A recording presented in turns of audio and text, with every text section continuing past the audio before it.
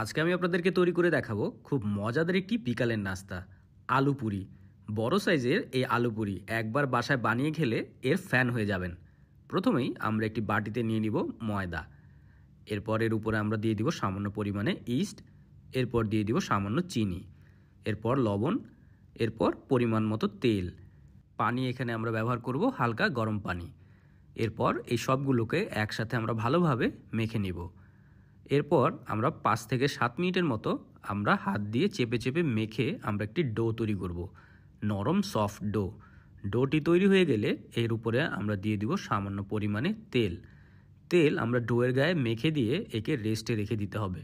উপরে একটি প্লেট দিয়ে আমরা একে ঢেকে 30 মিনিটের মতো রেস্টে রেখে দিব।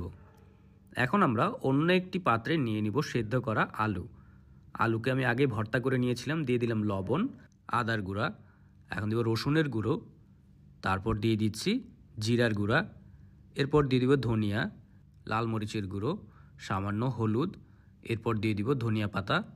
এরপর এই সবগুলোকে আমরা একসাথে ভালোভাবে মেখে নিব। আপনারা কে কোথা থেকে আমার এই ভিডিওটি দেখছেন অবশ্যই কমেন্ট করে জানাবেন। আমি আপনাদের সবার কমেন্টের উত্তর দিব, কারণ আপনাদের কমেন্ট পড়তে আমার সত্যিই অনেক ভালো লাগে। আমার মিক্সচারটি দেখতেই পাচ্ছেন সুন্দর তৈরি হয়ে গেছে। এই মিক্সচারকে আমরা এক পাশে রেখে দিব। এরপর আমাদের ডোকে আমরা বের করে নিয়ে আসব। রেস্ট করা হয়ে গেছে। এখন আমরা ডোকে হাতের সাহায্যে একটু মেখে আমরা ডোটিকে 3 ভাগে ভাগ করে নিব। এরপর আমরা একটি বেলুনের সাহায্যে আস্তে আস্তে করে বেলে রুটির মতো করে নিব। এরপর এর ভিতরে আমরা আলুর মিশ্রণটি দিয়ে দিব। তারপর হাতের সাহায্যে একে আমরা বন্ধ করে দিব।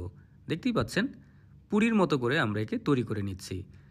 এরপর আমরা হাতের সাহায্যে আস্তে আস্তে করে চেপে চেপে একে বড় করে নিব। খেয়াল রাখবেন যাতে ভিতরে স্টাফিং বের হয়ে না আসে। এরপর উপরে দিয়ে দিব সামান্য ময়দা। এরপর বেলুনের সাহায্যে হালকা বেলে নিব।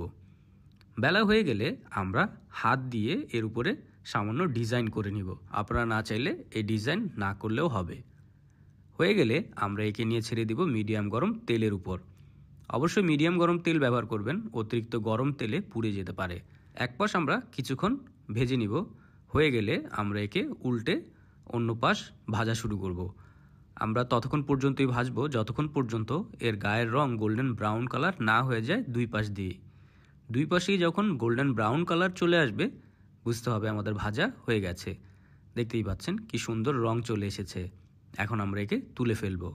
দেখতেই পাচ্ছেন খুব সহজেই আমরা বড় সাইজের আলু পুরি ঘরে তৈরি করে ফেললাম। এরকম মজার মজার রেসিপি পাওয়ার জন্য টোস্টেড বাংলা পেজকে অবশ্যই ফলো করবেন।